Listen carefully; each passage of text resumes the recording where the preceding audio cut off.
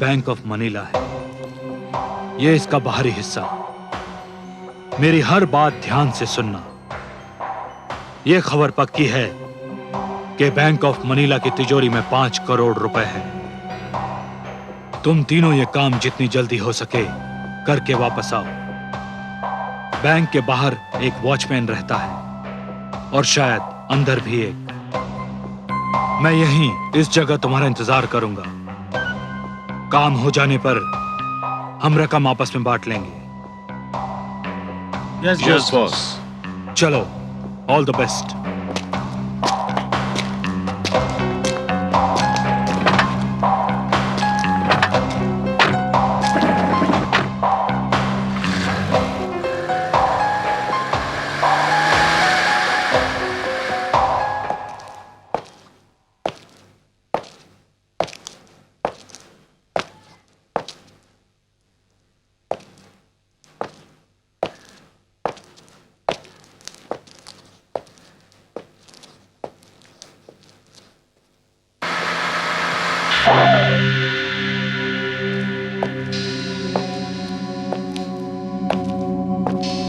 सिर्फ एक ही पहरेदार है बाहर। शायद अंदर भी कोई हो, उसके पास भी हथियार हो। Oh no!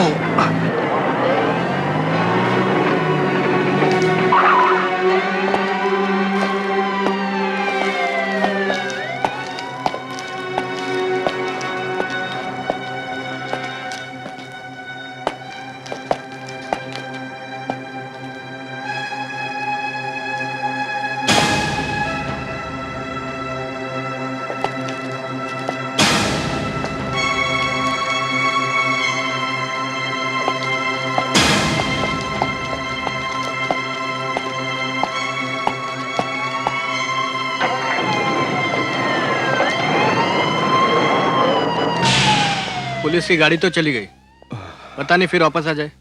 नहीं, पुलिस की गाड़ी अब वापस नहीं आएगी। यही मौका है जल्दी से काम करके निकलने का।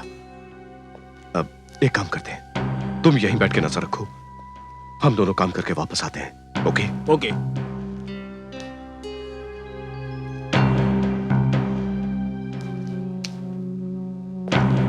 Come on.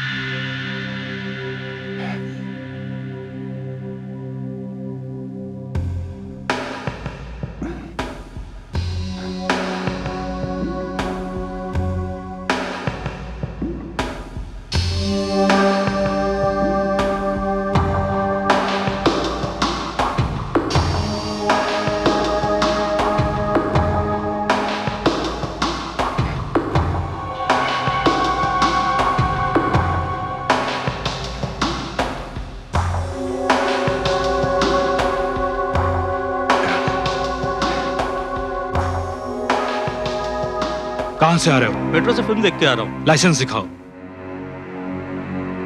ये देखिए।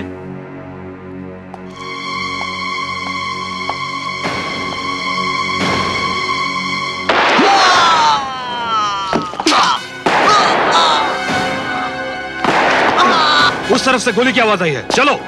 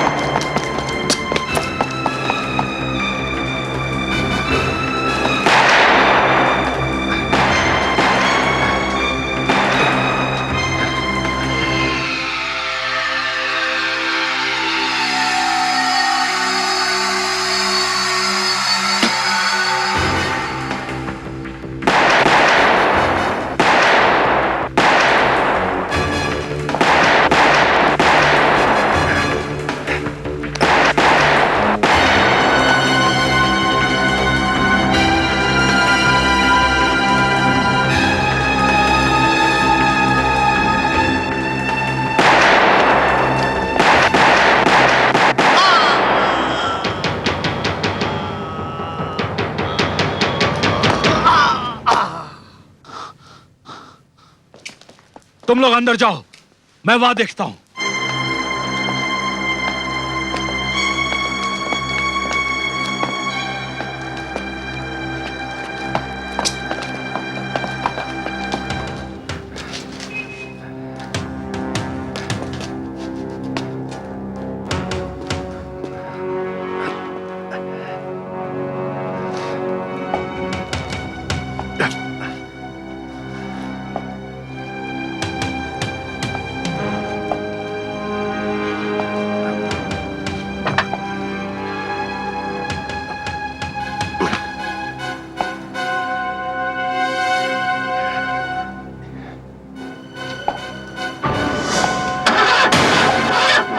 रुक जाओ।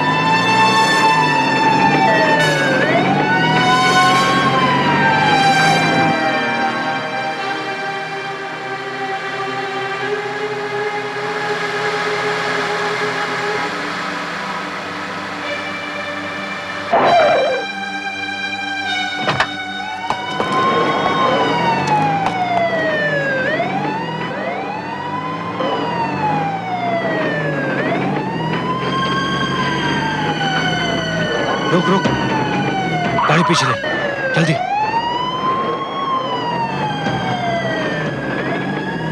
यही है।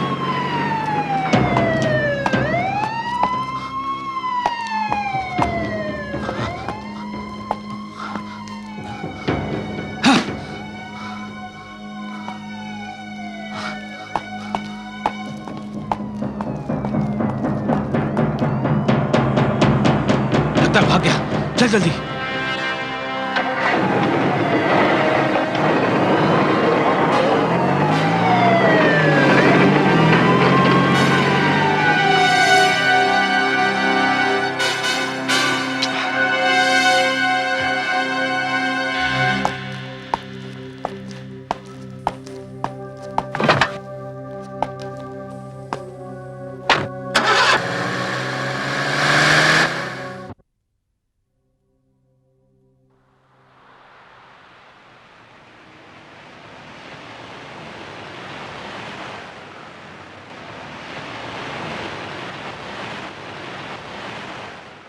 सलाम साहब। थैंक यू साहब।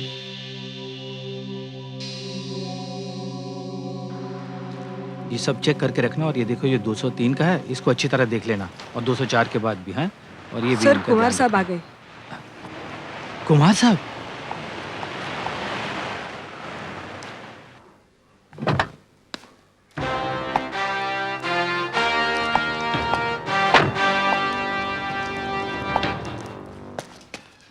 वेलकम कुमार साहब, welcome to our hotel.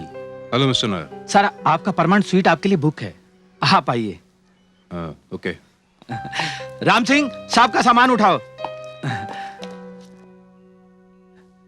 Kumar साहब, कुमार साहब, आपके कहने के मुताबिक मैंने स्टेज एजेंट खुदा बख्श को आपके आने की इतला दे दी है। इस शहर में जितने भी बड़े सौदे होते हैं ना, उनको करवाने वाला एक ही भरोसेमंद आदमी है, और वो है खुदा बख्श। ठीक है, तो उसका ऑफिस का पता दे दीजिए मुझे। पता क्यों कुमार साहब? वो खुद यहाँ पर आ जाएगा, आपको वहां जाने की कोई जरूरत नहीं है सर। नहीं मिस्टर नायर, हर काम अपनी जगह पर ही अच्छा लगता है, और फिर वो अपना सारा का सारा ऑफिस लेकर यहाँ होटल में तो नहीं आ सकता ना। मैं खुद जाऊंगा उसके पास, ताकि इस टाउन की सारी प्रॉपर्टीज के बारे में तफसील से जानकारी हासिल कर सकूं। Am I right?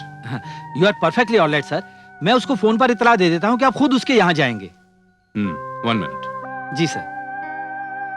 This is for you. Sir, इसकी क्या जरूरत थी sir? Keep it mister Nair, keep it. Thank you sir.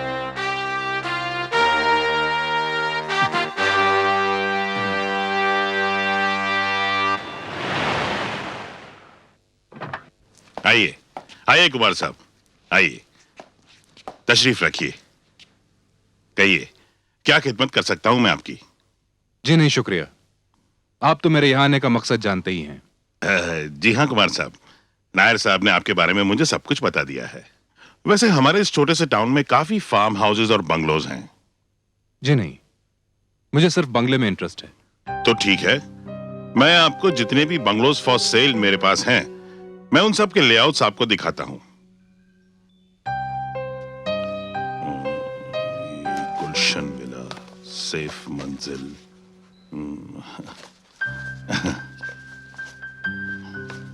हाँ, देखिए कुमार साहब, ये हैं यहाँ के कुछ अच्छे अच्छे बंगलोज के लेआउट्स। ये देखिए, ये है गुलशन विला, यहाँ की सबसे अच्छी प्रॉपर्टी है, और इसकी एलिवेशन बिल्कुल टाइगर हिल के सामने है। देखिए। और कुछ दिखाइए। हाँ हाँ, बिल्कुल बिल्कुल। ये देखिए, ये है सैफी महल। ये यहाँ के महाराजा की प्रॉपर्टी हुआ करती थी, और इसके साथ 4 एकड़ फार्म हाउस की लैंड भी है। और कुछ? हाँ हाँ, है ना, है ना। ये देखिए, ये देखिए। अरे, ये यहाँ कैसे आ गया? ऐसे तो मैंने अंदर रख दिया था। कुमार साहब, ये मैं आपको दूसरी प्रॉपर्टी दिखाता हूँ। ये गलती से लेआउट यहाँ पर आ गया है। ये क्या है? कुछ नहीं कुमार साहब, वो प्रॉपर्टी आपके लायक नहीं है। फिर भी दिखाइए तो सही। कुमार साहब, क्यों अपना वक्त बर्बाद कर रहे हैं? खुदाबख्श साहब, पसंद नापसंद का फैसला तो देखने के बाद ही किया जा सकता है।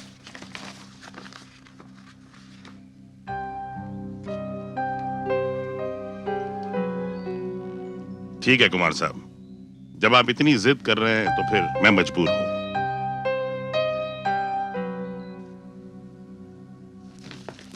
वाह, ये हुई ना कुछ बात।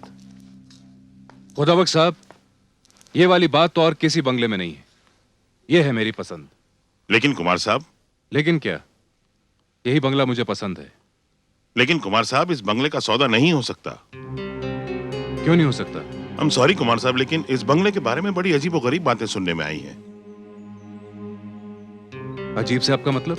मतलब इस बंगले की मालकिन अजीब सनकी किस्म की औरत है। वो सनकी क्या, वो पूरी पागल है। अजीब अजीब सी शर्तें रखी है उसने बंगले के सौदे के लिए। शर्तें? हाँ कुमार साहब, पिछले दिनों कुछ भले लोगों ने इस बंगले को खरीदने का इरादा किया था, लेकिन उन्हें निराश होकर लौट जाना पड़ा। वहां संजीदगी नहीं है, सिर्फ पागलपन है, सिर्फ पागलपन। और इसीलिए मैंने इस फोल्डर को निकालकर अलग रख दिया था। पता नहीं किसने उसे वापस यहां रख दिया। लेकिन आप फिक्र मत कीजिए, मैं आपको इससे भी अच्छे एक से एक बंगले दिखाऊंगा। नहीं खुदाबख्श साहब, इस बंगले में ना जाने कौन सी कशिश है। इसके अलावा अब और कुछ देखने को जी नहीं चाह रहा। कुमार साहब, अगर आपको मुझ पर भरोसा है तो आप अपने दिल से इस बंगले का ख्याल निकाल दीजिए। आप भूल जाइए इस बंगले को प्लीज। खुदाबख्श साहब, बाकी सब छोड़िए और आप मेरे साथ चलिए। लेकिन कहां? मैं अभी के अभी इस बंगले को देखना चाहता हूं। कुमार साहब, ठीक है, जैसी आपकी मर्जी।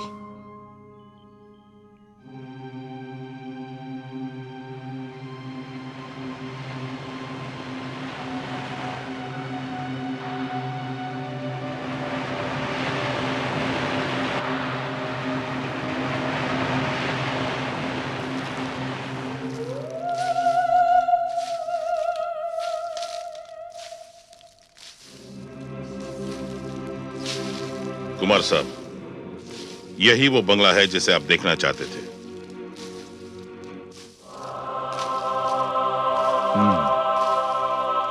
खुदाबख्श साहब, क्या इस बंगले को अंदर चलकर देख सकते हैं?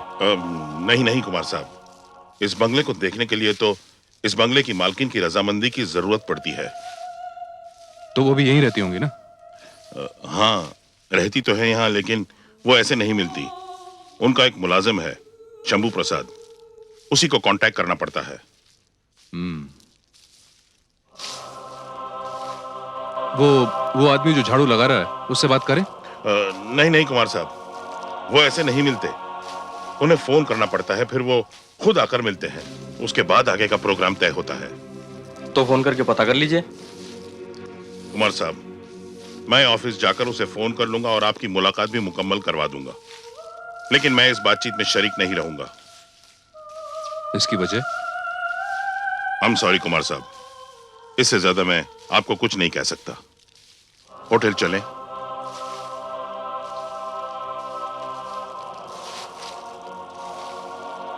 ओके, चलो ड्राइवर।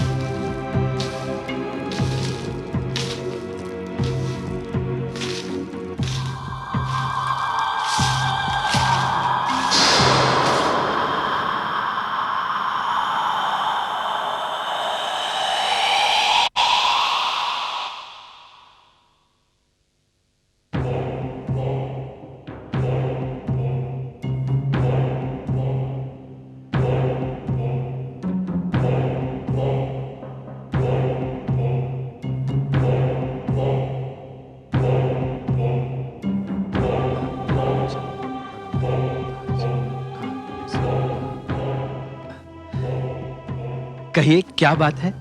मुझे कुमार साहब से मिलना है। किस सिलसिले में मिलना है आपको? ये नहीं बताऊंगा। मेरा नाम शंभू प्रसाद है। गुड मॉर्निंग कुमार साहब। जी कोई शंभू प्रसाद जी आपसे मिलना चाहते हैं। जी जी आप कुमार साहब से मिल सकते हैं।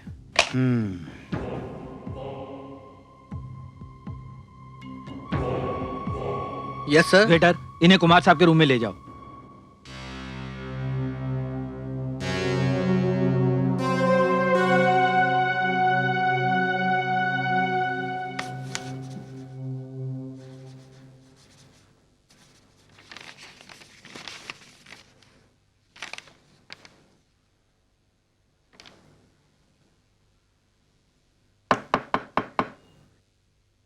कम इन।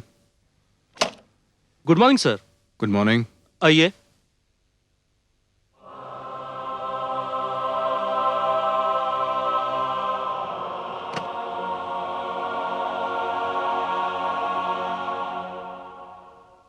शंभू प्रसाद नाम है मेरा। अरे आइए आइए शंभू प्रसाद जी, आइए प्लीज आइए। आप कुमार साहब हैं? जी हाँ, बैकुंठ धाम खरीदने आए हैं आप? बिल्कुल सही कहा आपने। बहुत आए और बहुत गए, सिर्फ बातें ही हुई और कुछ नहीं, और नतीजे में मिली बैकुंठ धाम को बदनामी।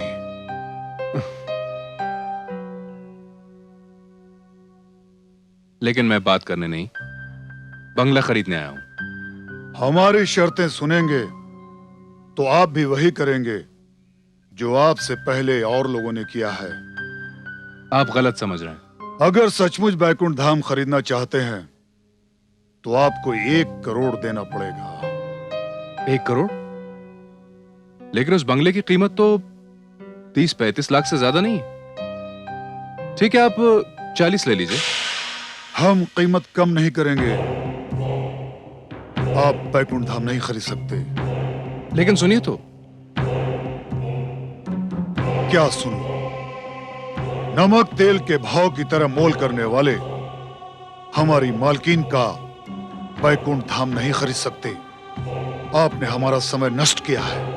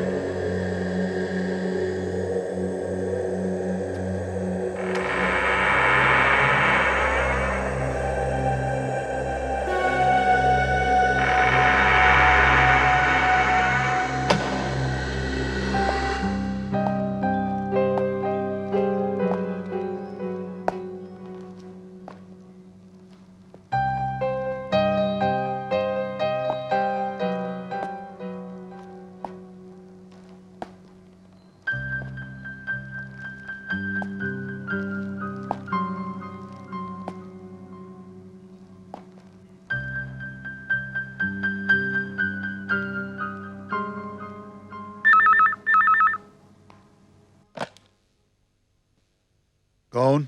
जी मैं कुमार बोल रहा हूं। हाँ कुमार साहब, कहिए, फिर से क्यों फोन किया? मुझे आपके बंगले की कीमत 1 करोड़ मंजूर है। सुन लिया मैंने, अब तो मैं आपकी मालकिन से मिल सकता हूं। लेकिन एक और शर्त है मेरी। जी कहिए। मालकिन को मिलने से पहले आपको बतौर पेशगी 25 लाख रुपए देने होंगे। ठीक है, मुझे ये भी मंजूर है। तो फिर ठीक है, कल शाम को पेशगी के साथ आ जाइए, मालकिन से मिलवा दूंगा। जी।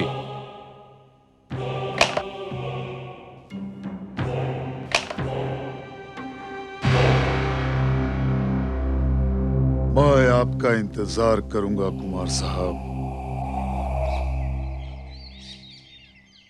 कुमार साहब, आपने जो 25 लाख की रकम मंगवाई थी ना, वो बैंक से आ गई है। Thank you mister Nair. You are welcome sir. Kumar साहब, मैं आपसे एक बार फिर दरख्वास्त करता हूं, आप ये सौदा मत कीजिए। देखिए, आप मुझे ब्रोकरेज तो देंगे ही, लेकिन फिर भी मैं आपको बार बार मना कर रहा हूं क्योंकि ये लोग गलत हैं। इनसे उलझना ठीक नहीं है। यह सौदा आपको घाटे का सौदा पड़ेगा। खुदा बख्श साहब, दुनिया देखी है मैंने, बिजनेस करता हूं मैं, और मैंने आज तक कभी घाटे का सौदा नहीं किया, हमेशा फायदे का ही सौदा किया है। ताज्जुब है कुमार साहब, 30 लाख की जायदाद आप 1 करोड़ रुपया देकर खरीद रहे हैं। क्या यह फायदे का सौदा है? चीज अगर पसंद आ जाए तो उसकी कीमत नहीं देखी जाती। जैसी आपकी मर्जी कुमार साहब। वैसे अब बड़े लोगों की बातें ही कुछ और होती हैं।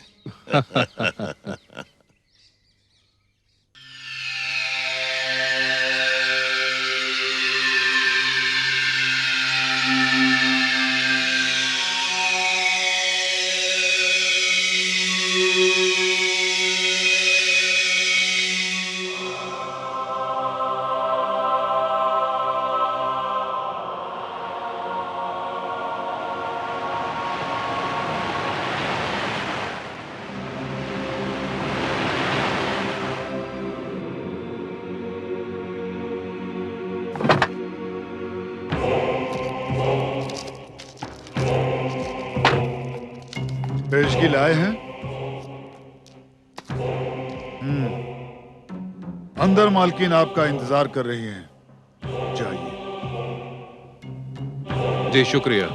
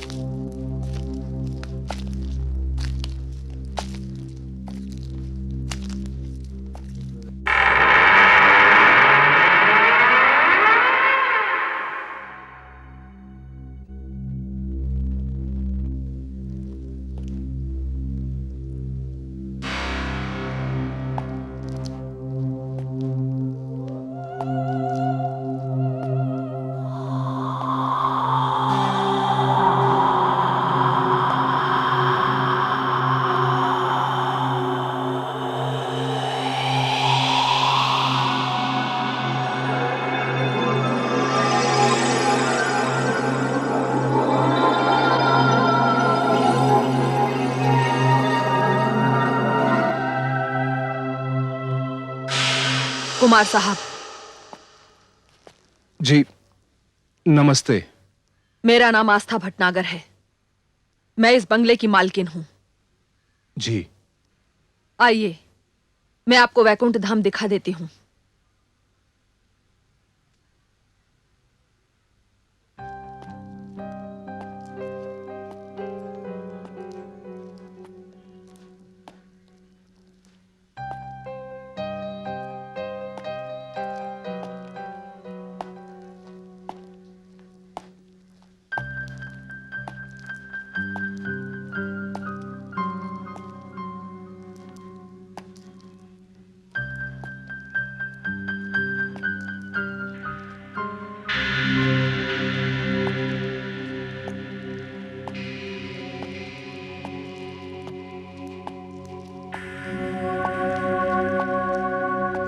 कुमार साहब, एक बात पूछूं आपसे? जरूर पूछिए। आप इस बंगले को देखे बगैर ही 25 लाख की पेशगी दे चुके हैं। इस सौदे पर आपको कोई अफसोस तो नहीं हो रहा है? जी नहीं, बिल्कुल नहीं। यह सौदा मैंने बंगला देखने से पहले किया था, लेकिन अब इस बंगले को देखने के बाद ऐसा लगता है कि अगर आप मुझसे 1 करोड़ की जगह 1.5 करोड़ भी मांगती तो मैं देने में संकोच नहीं करता। अच्छा, तो इसका यह मतलब है कि इस सौदे में मैंने 50 लाख का घाटा उठाया है। जी घबराइए नहीं, एक बार जो सौदा हो गया सो हो गया। समझ लीजिए एग्रीमेंट तैयार है। उसमें मुझे सिर्फ आपका नाम और रकम भरनी है।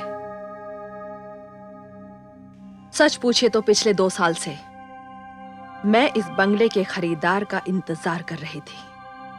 तो बस समझ लीजिए आपका इंतजार अब खत्म हो गया है। आप जब चाहें एग्रीमेंट बनवा लीजिए, मैं बिल्कुल तैयार हूं। एक दिन और आपको इंतजार करना पड़ेगा।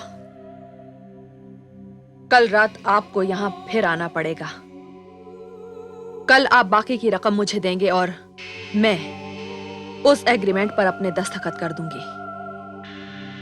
फिर आपको इस बंगले का पोजीशन मिल जाएगा। और हां कुमार साहब, कल रात का खाना आप यहां हमारे साथ खाएंगे। जी, इस तकल्लुफ की क्या जरूरत है? नहीं कुमार साहब, जरूरत है। इसकी खास जरूरत है, क्योंकि मेरी ये दावत इस बंगले की आखिरी दावत है। जी, मुझे कोई एतराज नहीं है। तो फिर कल मुलाकात होगी। शंभू, शंभू। जी मालकिन। कुमार साहब को बाहर तक छोड़ाओ। जो हुक्म हो मालकिन। चलिए कुमार साहब।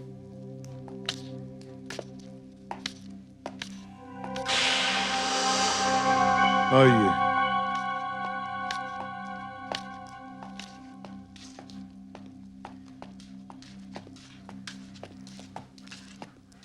अच्छा शंभू जी,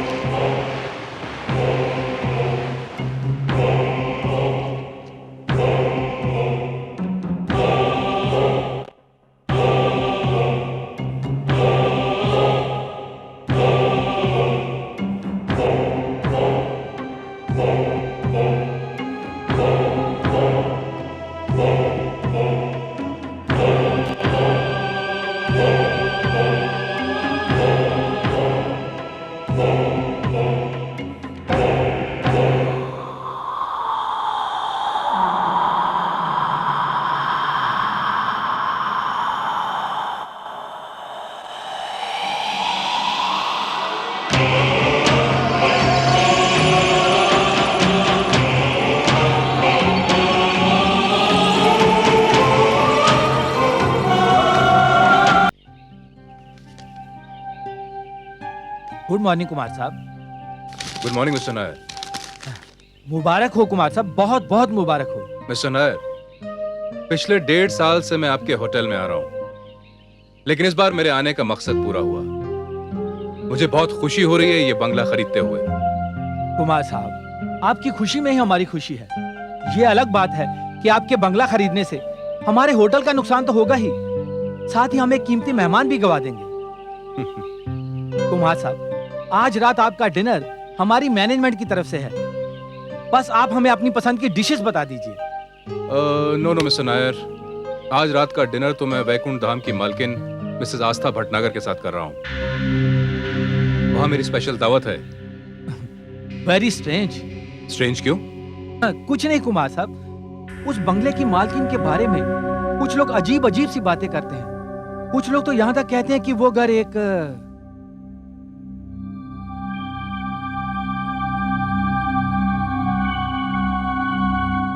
वो घर क्या? वो घर एक पागल खाना है और उस घर की मालकिन पागल है। नहीं मिस्टर नायर, ये बात बिल्कुल गलत है। मिसेस आस्था भटनागर एक निहायत समझदार और मजबूत इरादे वाली औरत है, और जो लोग उन्हें पागल कहते हैं दरअसल वो खुद पागल है।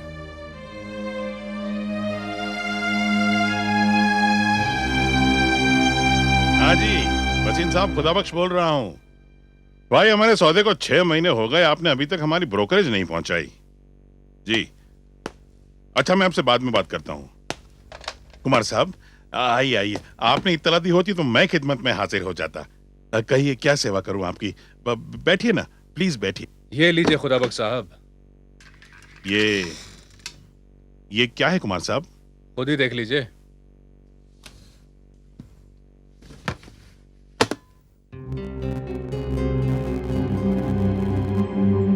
कुमार साहब, ये क्या है? ये आपकी कमीशन है खुदाबख्श साहब। मैं एडवांस दे चुका हूं, बस थोड़ी देर में एग्रीमेंट भी साइन हो जाएगा और फिर मैं बैकुंठ धाम का मालिक बन जाऊंगा। इस तरह क्या देख रहे हैं आप? नहीं कुमार साहब, ये रकम मैं नहीं ले सकता। लेकिन क्यों? ये बंगला मुझे आप ही की वजह से मिला है। इस डील में आप ही शामिल हैं। नहीं नहीं कुमार साहब, इस बंगले को आप ही ने जिद करके देखा है और आप ही ने सौदा किया है। बहरहाल इस सौदे में आप भी शामिल हैं। ये पैसा तो आपको लेना ही पड़ेगा, ये आपका हक है। और किसी का हक मारना मुझे बिल्कुल पसंद नहीं। कुमार साहब, लेकिन इसमें कोई हक मारने वाली बात ही नहीं है। मैं तो शुरू से ही सौदे के खिलाफ था और आज भी खिलाफ हूं। देखिए कुमार साहब, अभी कुछ नहीं बिगड़ा। आप अपने फैसले पर दोबारा गौर कीजिए प्लीज। नहीं खुदाबख्श साहब, अब बहुत देर हो चुकी है और ये रुपया मैं आपसे वापस भी नहीं लूंगा। अच्छा, मैं चलता हूं, मुझे होटल जाके तैयार भी होना है। मिसेस आस्था भटनागर मेरी राह देख रही होंगी। Good bye. अब कुमार साहब सुनिए, मेरी बात सुनिए कुमार साहब। या अल्लाह, इस नेक बंदे पर रहम करना, रहम करना।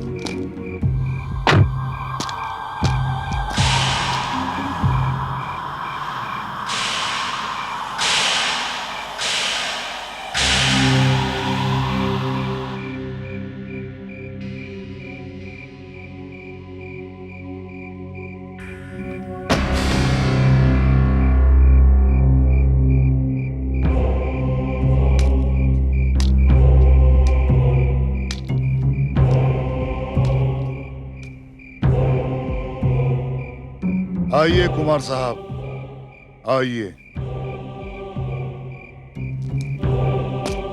अंदर तशरीफ लाइए।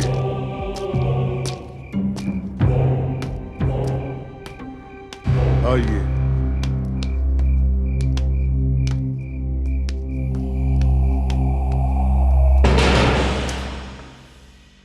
घबराइए नहीं कुमार साहब, अंदर जाइए।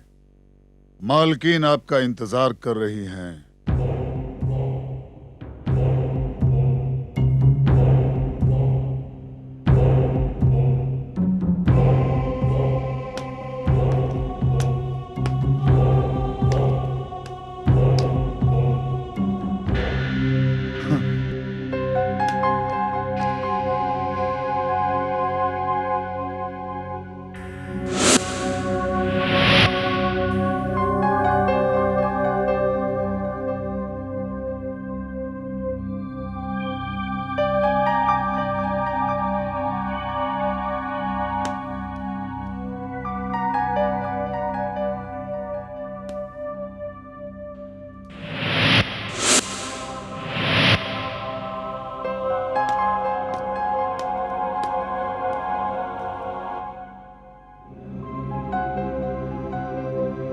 कुमार साहब,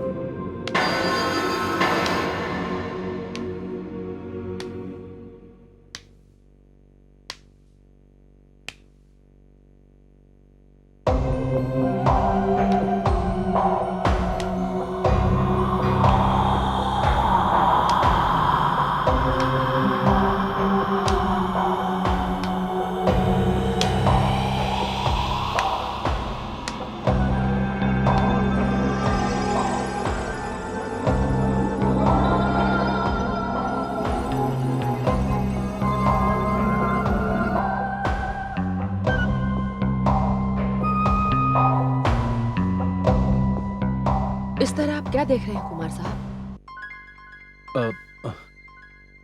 माफ कीजिएगा मिसेस आस्था, आप तो बेहद खूबसूरत हैं। शुक्रिया। आप बुरा ना माने तो एक बात कहूं?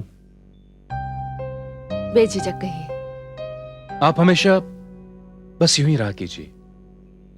इस तरह रहने के मौके बड़ी मुश्किल से मिलते हैं। वैसे तारीफ के लिए शुक्रिया। यूं तो मिसेस भटनागर, मैं आपके बारे में कुछ भी नहीं जानता।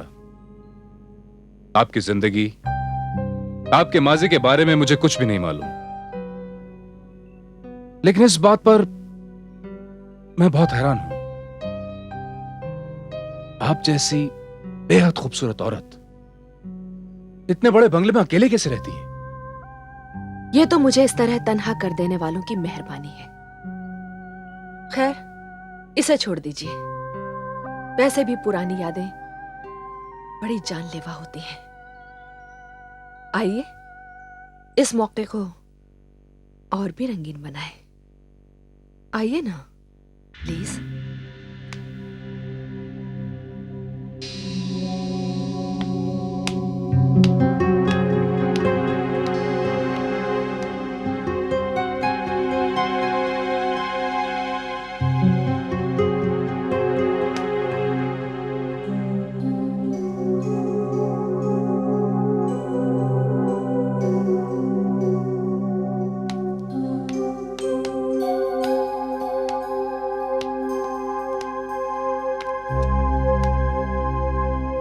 कुमार साहब, आइए,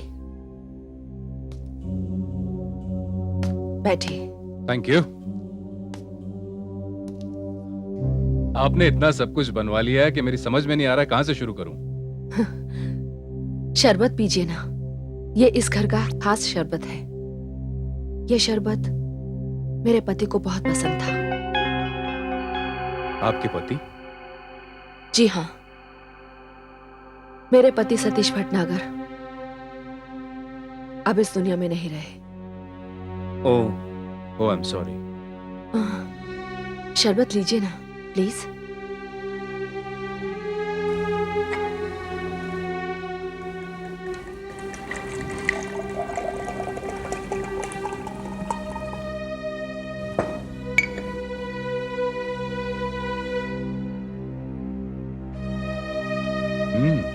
It's lovely.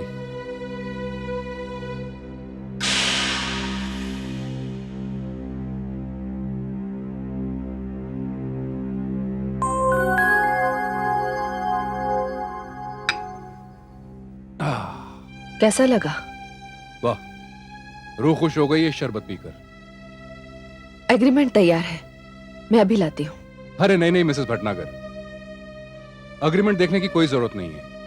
आप तो अपनी बाकी रकम लीजिए और मुझे बताइए कहां साइन करना है। इतनी भी क्या जल्दी है कुमार साहब? पहले कुछ खा लीजिए ना, प्लीज।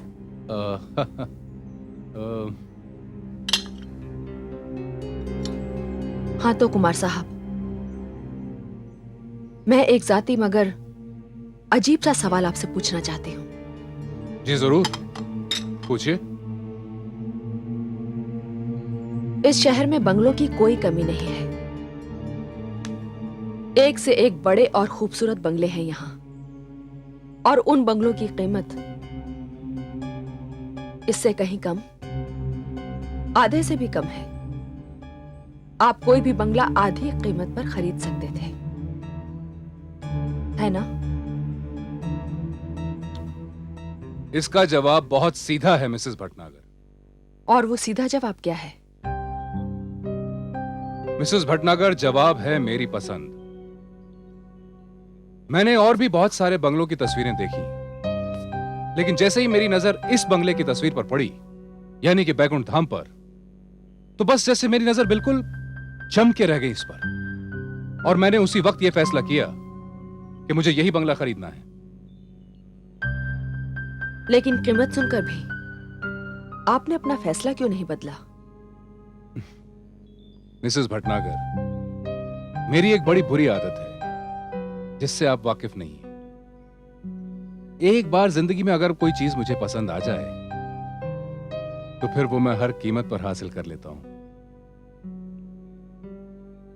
और वैसे भी चाहत कीमत नहीं देखती, वाह, दाद देनी पड़ेगी आपकी।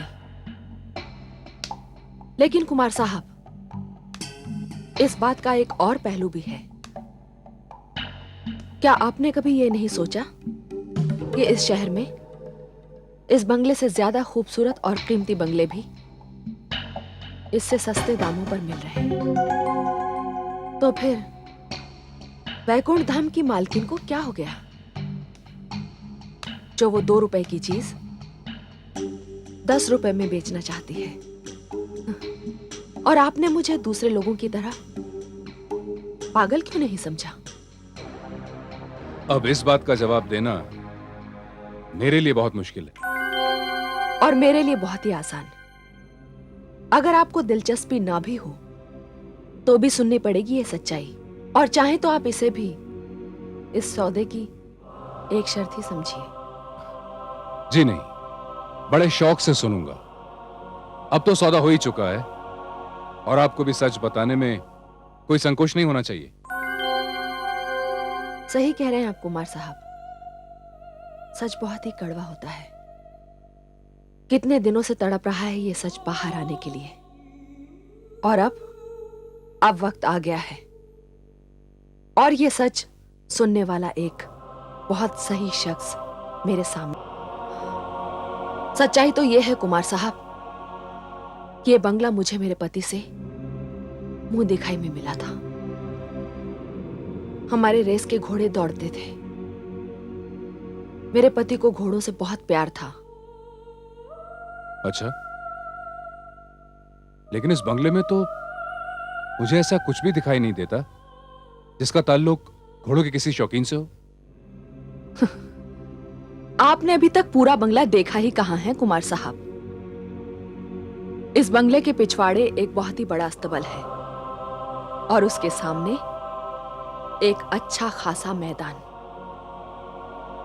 जिस जमाने में हमारे रेस के घोड़े दौड़ा करते थे, तब जिंदगी की रफ्तार भी वैसी ही तेज थी। रुपयों की बरसात थी।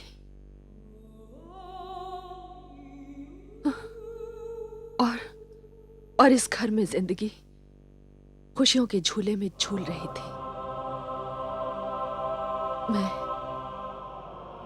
मेरा पति और हमारा बेटा सुधीर।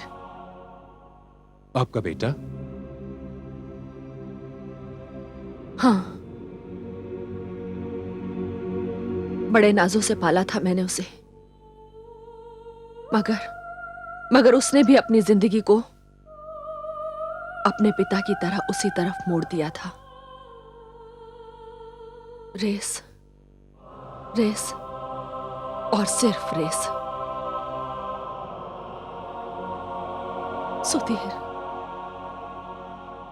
सुधीर मेरा बेटा। मुझे आज भी वो दिन याद है जब कई दिनों के बाद वो घर वापस आया था।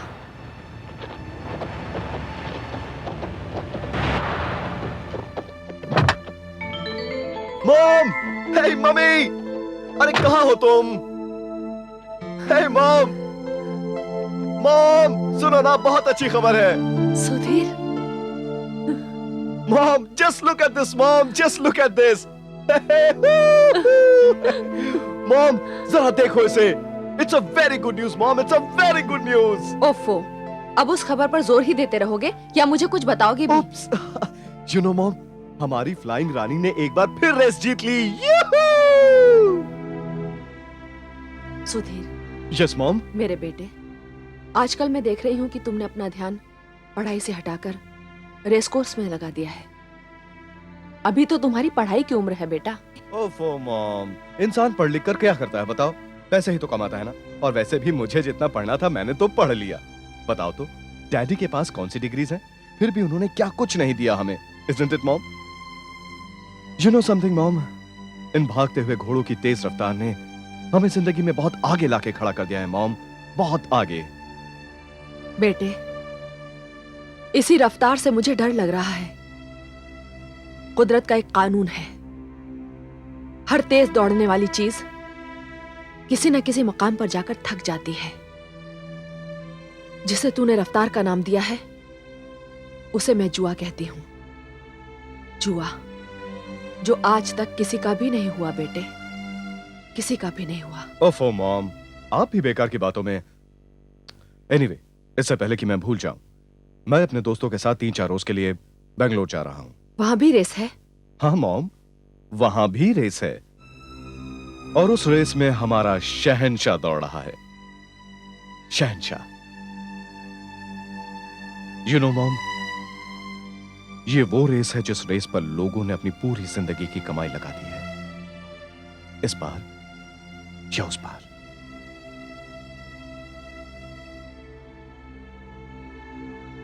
ओह mom, by the way mom,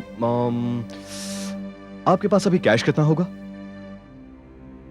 Sudhir बेटे, इस रेस की दुनिया से बाहर आ जाओ प्लीज। मॉम। आस्था,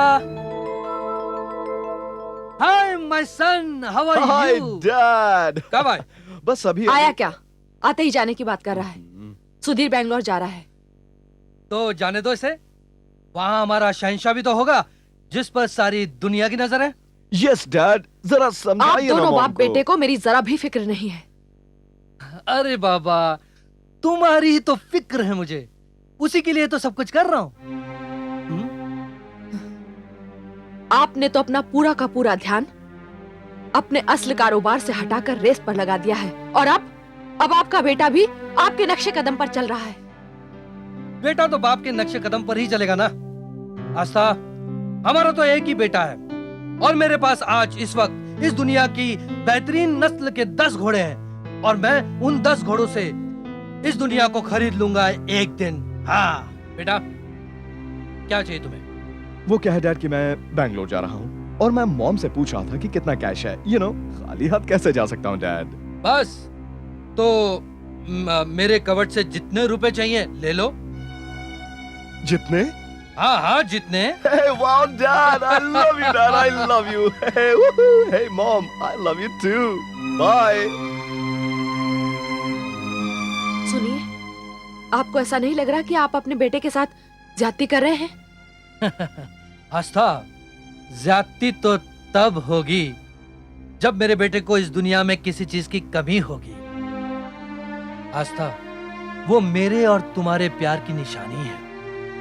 मैं उसे फूलों में रखूंगा, एक भी कांटा उसके इर्द गिर्द भटकने नहीं दूंगा, भटकने नहीं दूंगा। वो फूलों भरा गुलशन देखते ही देखते बर्बाद हो गया। फूल मुरझा गए, सिर्फ कांटे ही कांटे रह गए। ये सिलसिला यही खत्म नहीं हुआ। तकदीर को और बुरे दिन दिखाने थे।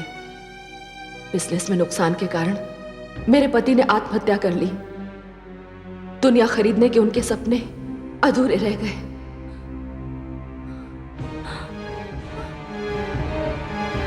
नहीं! नहीं, नहीं,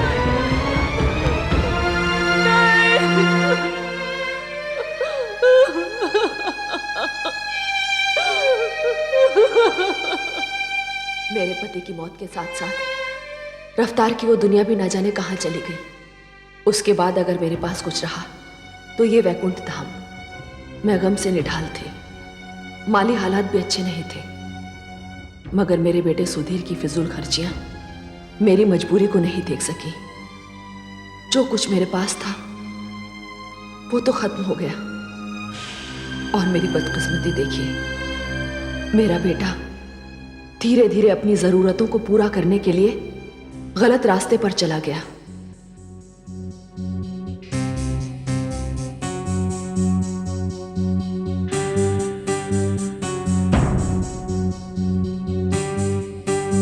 मैंने बहुत कोशिश की, मगर उसे सही रास्ते पर न ला सकी।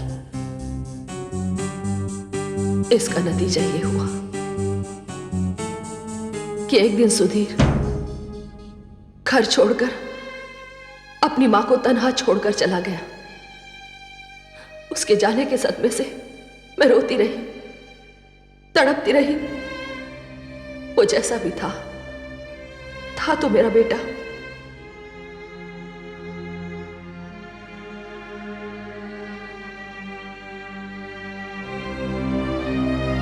बरसों तक मुझे उसकी खबर न मिली। मैं मायूस हो चुकी थी। उम्मीद का दामन छोड़ दिया था मैंने। और फिर एक रात को तेज हवाएं चल रही थी, बिजलियां कड़क रही थी, चारों तरफ अंधेरा छा गया था। मैं उन तेज हवाओं में घर के दरवाजे और खिड़कियां बंद कर रही थी।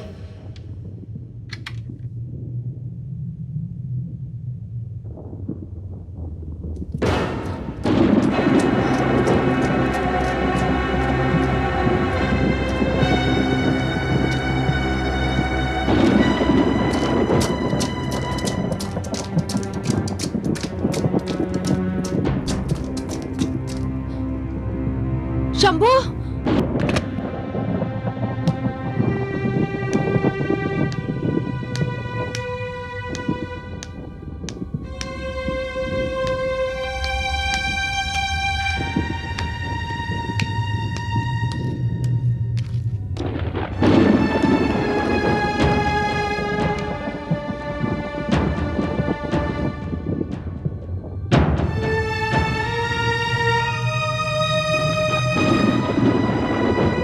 शंभू, शंभू,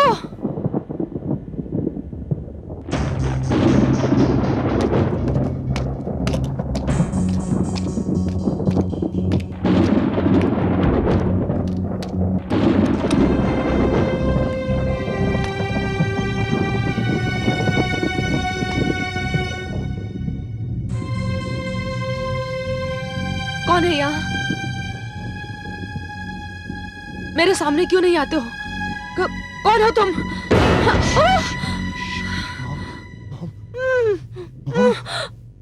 मैं सुधीर हूं मॉम, तुम्हारा बेटा सुधीर। सुधीर, सुधीर, सुधीर, मेरे बच्चे, मेरे बच्चे, सुधीर, सुधीर, कहाँ चले गए थे तुम? और ये क्या हाल बना रखा है तुमने? इस दुखियारी माँ की याद भी नहीं आई तुम्हें? अरे याद तो आई माँ, इसीलिए तो तेरे पास वापस लौट आया हूँ मॉम। अब मैं आ गया हूँ मॉम, हमेशा के लिए। तुम्हें छोड़कर कभी नहीं जाऊंगा, सच में मॉम। मॉम, मॉम तुम देखना मैं किस तरह हम लोगों के सुनहरे दिन वापस लाता हूँ मॉम, किस तरह। सुधीर, ये बैग? मॉम, ये बैग नहीं है, ये तो हमारी सुनहरी तकदीर का एक दस्तावेज है। मैं कुछ समझी नहीं। मॉम, आज की दुनिया में चैन और इज्जत से जीने के लिए रुपयों का होना बहुत जरूरी है। मॉम, आज की दुनिया में जिसके पास पैसे नहीं है ना, उसकी ना तो कोई इज्जत है और ना नाम। उसकी जिंदगी तो कीड़े मकोड़ों से भी बदतर है मॉम, कीड़े मकोड़ों से भी बदतर। बेटे, तुम इतने दिनों तक कहाँ थे? तुम्हारी हालत देखकर मुझे ऐसा लग रहा है जैसे तुम और तुम आउट हाउस में क्या कर रहे थे? कुछ नहीं मॉम, कुछ नहीं, बस अब भूल जाओ, जो कुछ भी हुआ उसे भूल जाओ मॉम। देखो मॉम, मैं आ गया ना तुम्हारे पास, तुम्हारे सुधीर बनकर। सब ठीक हो जाएगा, सब ठीक। मॉम देखना किस तरह मैं अपने सुनहरे दिन वापस लाता हूं, हम सब के सुनहरे दिन। चलो मॉम, इस बैग में क्या है? मॉम, इस बैग में 5 करोड़ रुपए हैं। 5 करोड़। 5 करोड़? इतने सारे रुपए? बस मॉम, बस अब और सवाल मुझसे मत करो मॉम। मैं तुम्हारे किसी भी सवाल का जवाब नहीं दे सकता मॉम, किसी भी सवाल का जवाब नहीं दे सकता। मॉम देखो मॉम, अगर तुम चाहती हो कि मैं तुम्हारे साथ रहूं, तुम्हारे पास रहूं, तुम्हारा वही सुधीर बनकर रहूं, तो बस प्लीज प्लीज मुझसे कोई सवाल मत पूछो मॉम। मैं बहुत थक चुका हूं मॉम, बहुत थक चुका हूं। मुझे सोना है मॉम, मुझे सोना है। मुझे सोना है।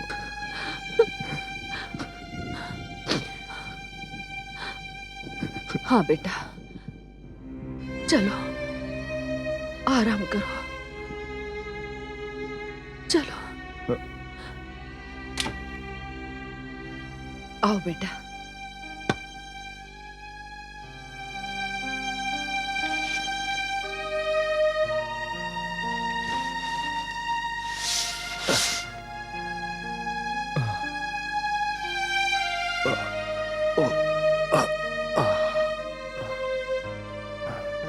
बेटा तुम आराम करो, मैं तुम्हारे लिए खाना लेकर आती हूँ।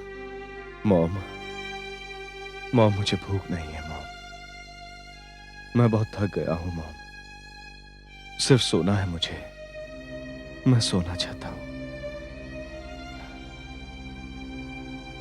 ठीक है बेटा, तुम सो जाओ, आराम करो।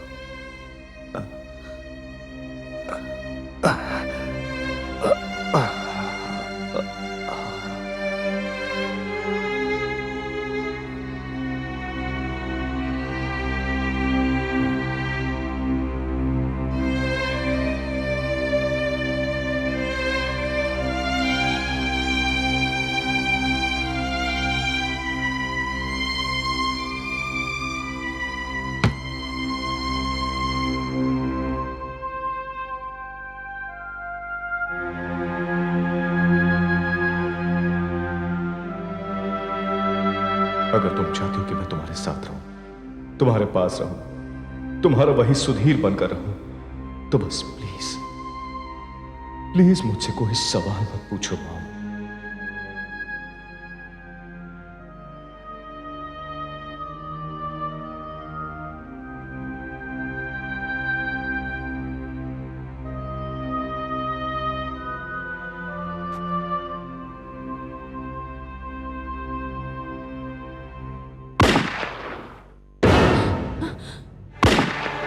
सुधीर! सुधीर! सुधीर! सुधीर! सुधीर! सुधीर!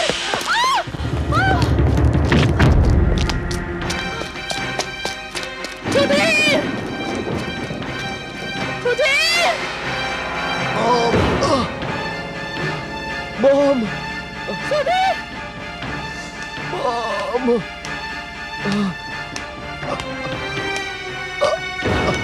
Mom, mom, Sudhir!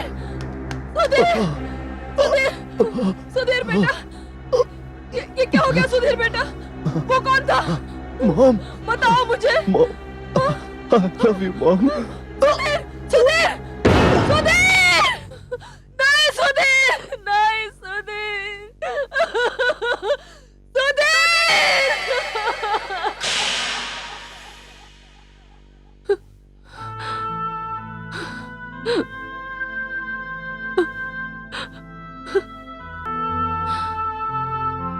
मेरे बेटे ने मेरी बाहों में दम तोड़ दिया और मैं उसके कातिल को पहचान भी न सकी। मैं अपने पति के गम से उबरी भी नहीं थी कि अपने बेटे के गम में रो रो कर पागल हो गई थी मैं। जब होश ठिकाने आए तब ये एहसास हुआ कि मेरा बेटा घर से भागकर बुरे लोगों की संगत में पड़ गया था और जो रुपयों का बैग लेकर लौटा था उसी बैग की वजह से उसका कत्ल हुआ।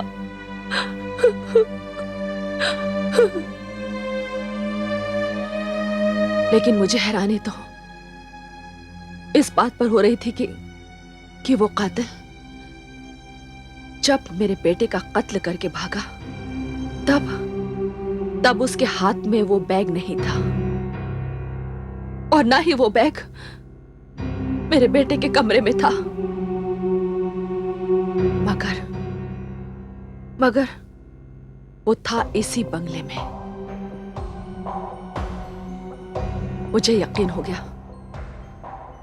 कि मेरे बेटे का कातिल एक ना एक दिन जरूर आएगा। तब मेरे जहन में एक ख्याल आया, इस बंगले को बेचने का।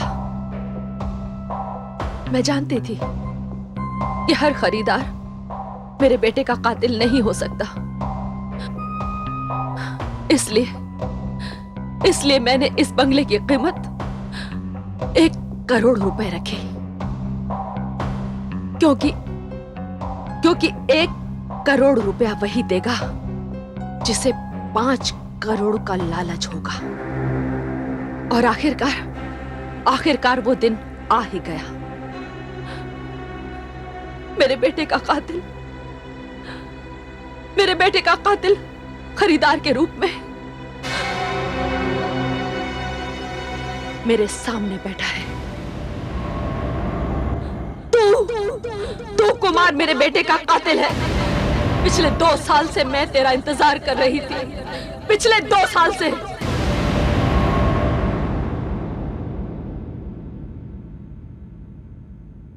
और अब तेरा इंतजार खत्म हो गया। हाँ, मैं ही हूं तेरे बेटे का कातिल। मैंने ही मारा था उसे। विश्वासघात किया था उसने मेरे साथ। अपनी जान जोखिम में डालकर बैंक डकैती की थी हमने। 2 साथी मारे गए थे हमारे उसमें। लेकिन तेरा बेटा सारा रुपया लेकर वहां से भाग गया। और उसका पीछा करते करते मैं यहां तक आ गया और मैंने उसे जान से मार डाला। और अब तू अपने बेटे के कातिल को पहचान गई है, इसलिए मजबूरन मुझे तुझे भी वहीं पहुंचाना होगा जहां तेरे बेटे को पहुंचाया था।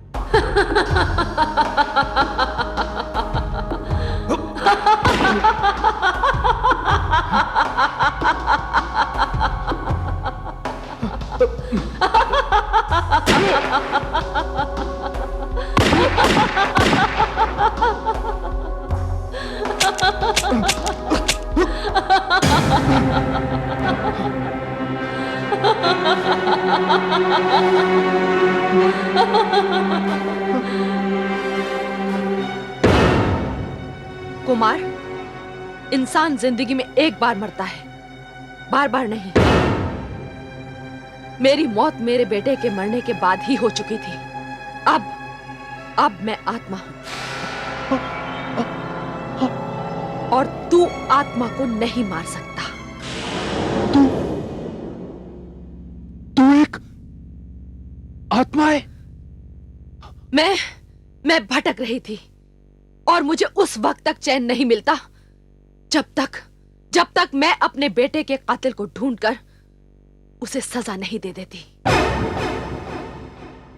रुपयों का बैग वहां पड़ा है, जा ले जा।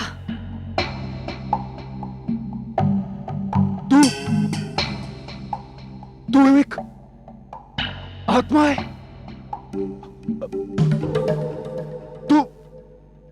तू मुझे क्या सजा देगी? तू तो एक आत्मा है। तू बस यही भटकती रहेगी और मैं ये बैग लेकर यहां से चला जाऊंगा और तू मेरा कुछ नहीं बिगाड़ पाएगी, कुछ नहीं बिगाड़ पाएगी तू।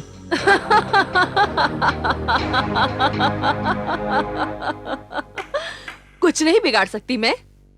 अरे तू यहां से उस बैग तक नहीं पहुंच पाएगा इस घर से बाहर निकलने की बात तो तू भूल ही जा, क्योंकि जो शरबत तूने अभी अभी पिया है वो अपना रंग लाएगा। क्या? हाँ, तूने जहर पिया है।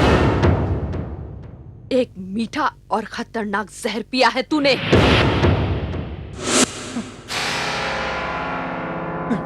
नहीं, ये नहीं हो सकता, ये नहीं हो सकता। तू झूठ बोल रही है, झूठ बोल रही है तू। ऐसा हो चुका है कुमार। नहीं, नहीं, तू तू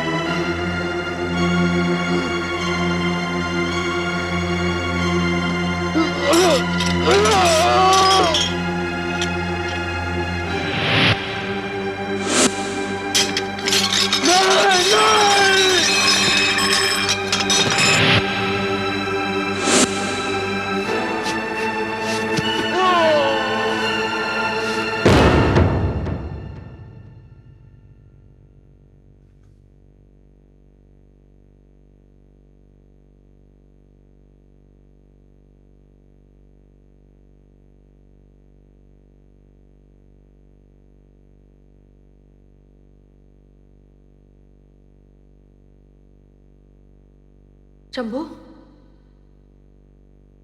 शंभू,